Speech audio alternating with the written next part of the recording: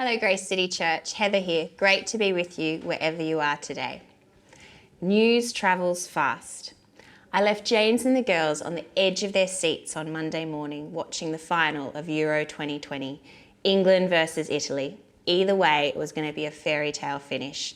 It was 1-1. A little while later on my morning walk, I passed an elderly gentleman. He was grinning like a Cheshire cat. There was a bounce in his step beyond his years as he greeted me. And as I looked, I noticed he was wearing a green, white and red Italia cap. A little while later, as I walked past a home, the curtains were drawn to the glorious winter sun that was streaming in. And plastered all over the windows was the cross of St. George. Big flags, small flags, declaring the colours of the home. But one of the flags had fallen. It didn't take me long to figure out who had won Euro 2020. News travels fast. James spoke last week from Nehemiah chapter 3 about the delight of seeing the merchant next to the priest, next to the father and daughter, next to the temple servants, next to the perfumer and so on as they built Jerusalem's wall. It was a glorious picture of unity and diversity and neighbourhood action for kingdom purpose. As we continue on in our series in Nehemiah today, we find ourselves in chapter 4, where 3 times news of the Jewish remnant's progress reaches their enemies' ears. News travels fast.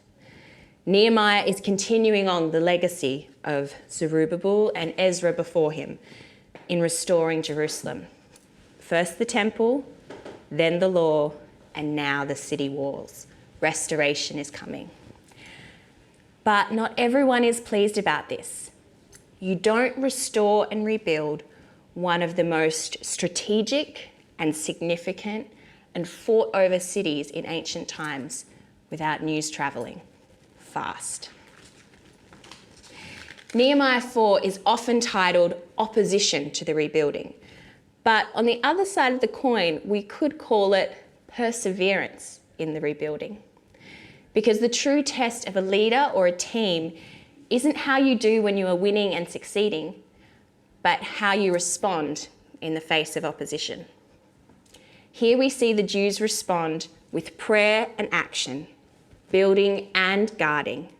They are skilled to rebuild and empowered to protect. So won't you join me in opening your Bibles to Nehemiah 4 as we dive in and see this news travelling fast. When Sanballat heard that we were rebuilding the wall, he became angry and was greatly incensed. He ridiculed the Jews, and in the presence of his associates and the army of Samaria, he said, "What are these feeble Jews doing? Will they restore their wall? Will they offer sacrifices? Will they finish in a day?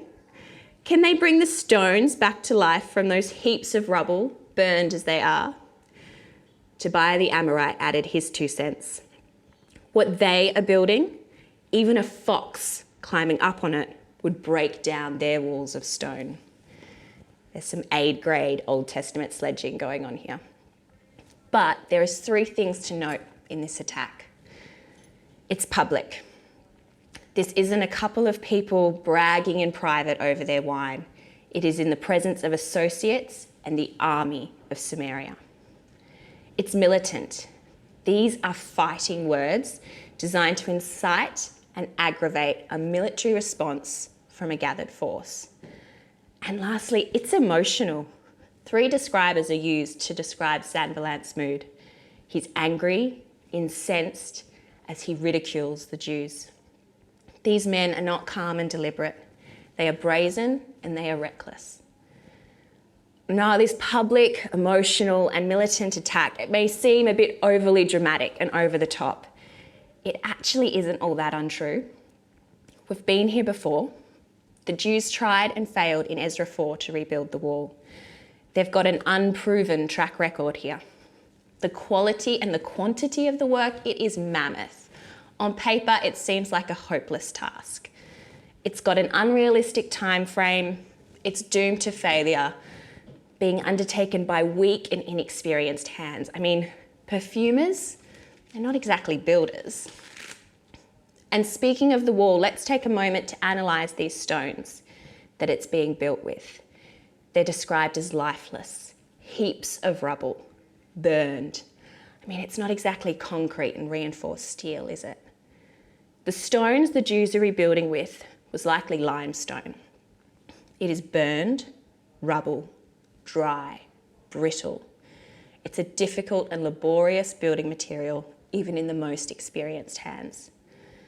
Yet limestone, according to the Magic School Bus, is a regenerative rock. The very wall that these stones will form is the same wall that will welcome Jesus as Messiah and King in Luke 19 in Jerusalem. It's the same stones that Jesus says will cry out in praise and worship if we do not. So maybe supernaturally, they're not such a bad building material after all. But either way, in the natural, it doesn't look good. Sanballat calls his call to arms, it's dire. It's backed by armed force. Historical precedent is on his side. This city has laid in ruins for 150 years. And even geological fact, according to Ms. Frizzle, suggests that this is a hopeless task. Yet Sanballat's method of intimidation fails to take one key ingredient into consideration. This is no mere physical wall. It has kingdom purpose, prophecy to fulfill, and it is backed by a master builder. See, Sanballat's taunts are actually half-truths as they omit the truth from the equation. And half-truths are just lies in disguise. In the natural, perfumers, not really builders. And limestone rubble, it's not going to cut it. But supernaturally, with God using the foolish things of the world to shame the wise, he's flipping the expectations of what is possible in God's economy. So how does Nehemiah respond to this emotional, public, and militant attack? Well, in Nehemiah 1, he prayed. In Nehemiah 2, he prayed.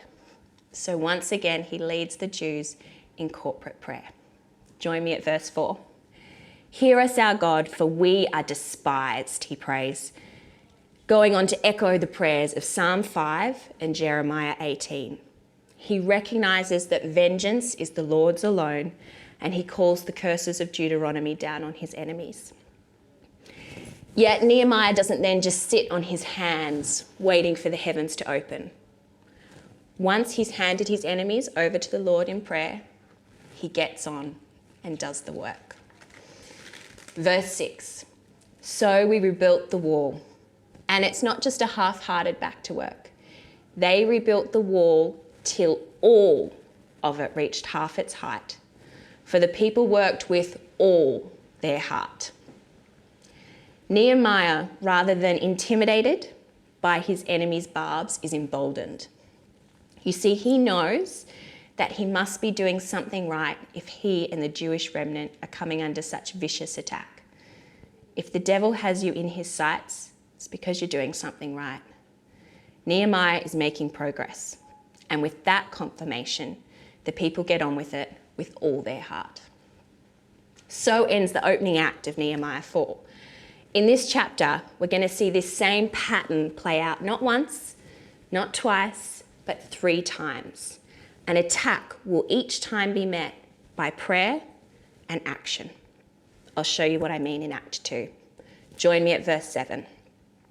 But when Sanballat, Tobiah, the Amorites, the Arabs, and the people of Ashdod, notice this list of enemies is growing, heard that the repairs to Jerusalem's wall had gone ahead and the gaps were being closed, they were very angry.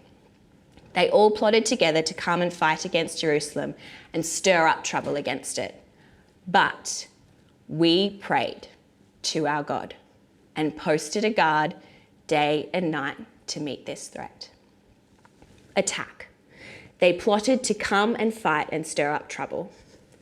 Prayer. But we prayed to our God. Action. And posted a guard day and night to meet this threat. In 1600s England, Oliver Cromwell famously used this same battle strategy during the invasion of Ireland.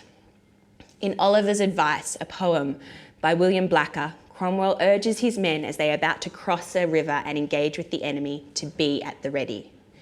"Put your trust in God," he says, "my boys, and keep your powder dry." The phrase has gone on to become a common cry to always be prepared. Oliver Cromwell's mandate to his men called for both prayer and action. Trust in God and keep your powder dry. Nehemiah also used prayer and action. He prayed and posted a guard to meet the threat. An earlier poet also used this same piety and practicality in Proverbs 21. "The horse is made ready for the day of battle, but victory rests with the Lord." But attack doesn't always come from the enemy without. It can also begin from within. And so begins the third attack sequence of Nehemiah 4. Verse 10. "Meanwhile, the people in Judah said, 'The strength of the labourers is giving out. There is so much rubble that we cannot rebuild the wall.' The enormity of the task is starting to wane on them. Also our enemies said, 'Before they know it or see us, we will be right there among them and will kill them and put an end to the work.' Then the Jews who lived near them," so that's now the Jews on the outskirts of Jerusalem, "came and told us 10 times over, 'Wherever you turn, they will attack us.' Therefore, I stationed some of the people behind the lowest points of the wall, exposed places, posting them by families with their swords, spears, and bows." Notice this weaponry. It's all offensive. It's on the front foot, ready for attack. It's not defensive. There's no shields or helmets here. Verse 14. "After I looked things over, I stood up and said to the nobles and the officials and the rest of the people, 'Don't be afraid of them. Remember the Lord, who is great and awesome, and fight for your families, your sons, your daughters, your wives, and your homes.'" Attack can come through unavoidable circumstances that sap us of motivation, energy, and strength. Here, the Jews lose sight of the goal, and they feel understandably overwhelmed, as I'm sure many of us do in this season we find ourselves in. As soon as one pile of rubble is cleared, they turn and discover another, and another, and another. You can imagine their existence is a bit like Bill Murray in Groundhog Day. Every morning they wake, build, eat, sleep, repeat. And now the list of enemies is growing. New opponents are literally surrounding them. Sanballat before them, Tobiah to the right, Ashdod to their left flank, and Geshem behind them. This is a real threat. Fear is creeping in and extinguishing faith. Tensions are escalating, and the likelihood of a surprise military engagement is increasing. Before they know it, we will be right there among them. The enemies threaten. But once again, Nehemiah meets this attack with his two-pronged defence, prayer and action. Exposed places are reinforced.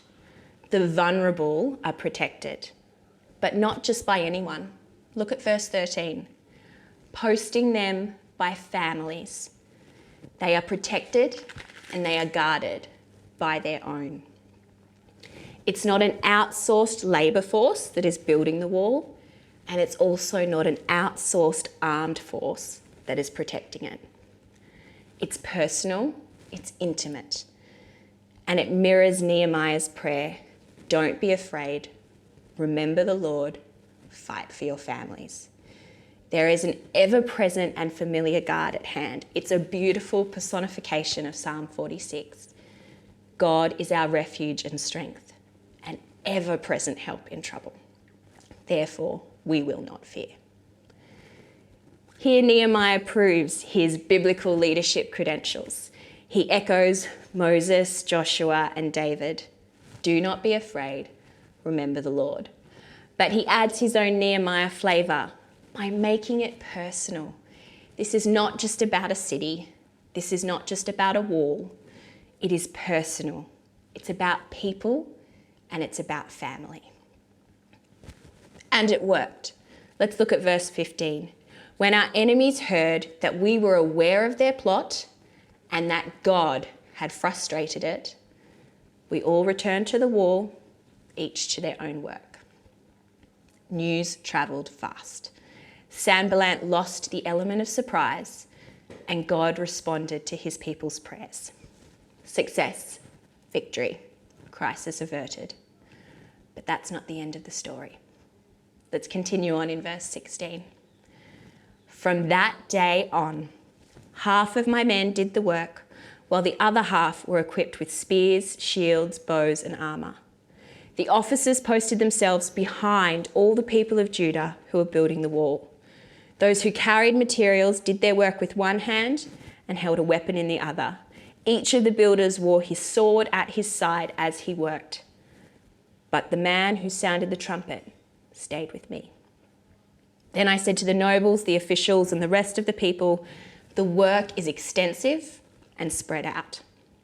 We are widely separated from each other along the wall. Wherever you hear the sound of the trumpet, join us there. Our God will fight for us. So we continued the work with half the men holding spears from the first light of dawn till the stars came out. At that time, I also said to the people, have every man and his helper stay inside Jerusalem at night so they can serve as guards by night and workers by day. Neither I nor my brothers, nor my men, nor my guards took off our clothes. Each had his weapon, even when he went for water. The threat has been met. Nehemiah is under no illusions, though, that more may come.